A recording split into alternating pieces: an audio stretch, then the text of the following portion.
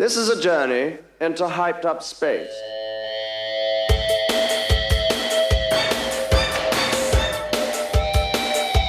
Our guest speaker, Tony James, Chief Executive of Sigue Sigue Sputnik. It's very important that you understand that what I'm actually about is I actually enjoy playing music, love being in the group. And the group Sigue Sigue Sputnik is about forming the ultimate fantasy rock and roll group. Most people, instead of seeing Sigue Sigue Sputnik as the future of rock and roll, see Sigue Sigue Sputnik as the very death of rock and roll. I think the word hype is the wrong word there. You used it. I talk about hype because everybody says we're a hype. I think we're about great ideas, and I don't think great ideas are hype. Ideas versus art. The biggest problem I have is that I have a new idea every 10 seconds. There's no one to restrain me. One day in Kensington Market, I saw a guy, Martin Decker, who absolutely looked like a star. This is a journey into hyped-up. He's going to be walking down the street with an attitude. You know, there's something about the way they walk. Martin Decker is an alien. He's not like a human being. I'm the most beautiful person alive. Isn't it? The myth, the fantasy. You know, that's what I buy when I watch TV. That's what I buy when I watch Dallas or Miami Vice. Probably the first pop star of the 80s, perhaps the first pop star ever, who understands that marketing is as much a kind of art, a part of the artistic sort of process of putting a record out as actual recording a record or anything else. We can actually float our business on the sale of merchandise. People are walking about all over London wearing our t-shirts already. We play concerts where people can't get in. You see, if you've got a product that's very special, the secret almost is let people not be able to get hold of it. Underneath a great big gas tower near Greenwich, a secret gig, no one knew about it. They're excited by the idea of something they can't get hold of. The music would merely be the soundtrack to the video, a demo video. Really one of the first times the group had gone in with a video and said, look, this is what this group is. It's like an action painting of television images from all over the world. It's an action painting of images from the most popular films of the time, cut together behind a song that sounds like the sound of computers, the sound of video games, sickening violence and sex. Secret was, let them see the video and then take it away again. You send in your lawyer and he's going to ask for a sum, you know, that I couldn't possibly keep a straight face. It was a high sum, let's put it that way. A very high sum of money. There was all that talk about the £4 million. The £4 million. Now, is that a hype in itself? You have to admit, it's a terrific headline. Whether you could say hype, rumors of up to £4 million for a group that couldn't play began to circulate through the British press. I believe that's something a bit of a porcupine. I don't think it is actually 4 million, is it? It's only 3,009,999 pence.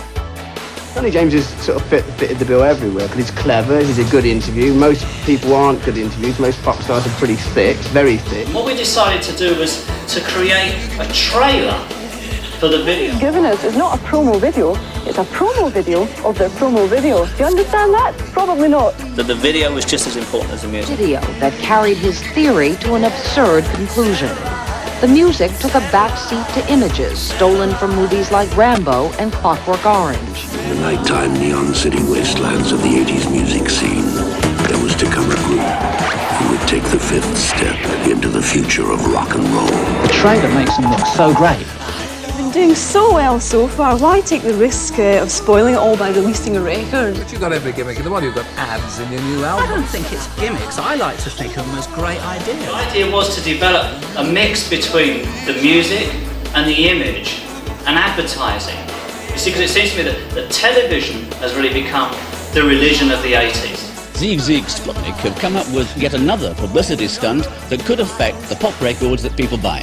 They're going to have adverts in the gaps between their songs on their next album. There are ads on there because advertising is just as much the sound of rock and roll as Chuck Berry's guitarist. There were trailer posters run around London which never mentioned the group. Could you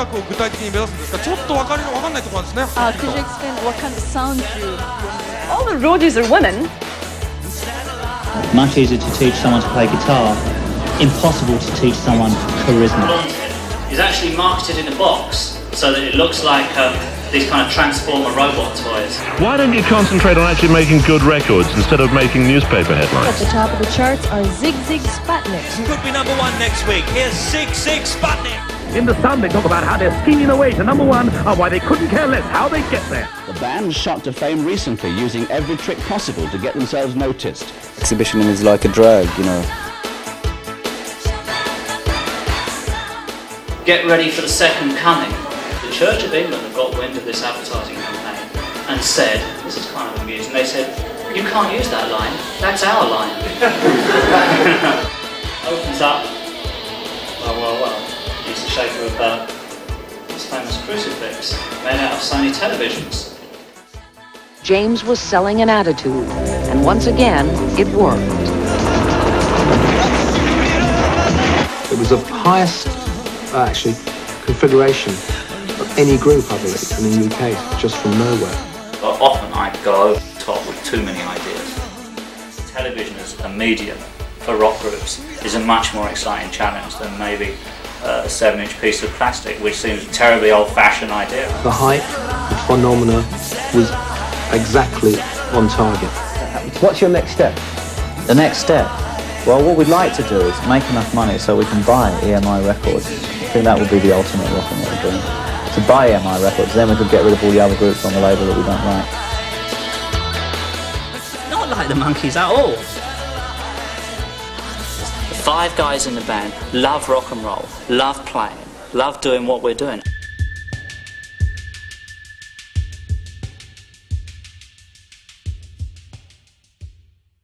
Never tell the record company you're interested in money. Always say what you like doing is making records.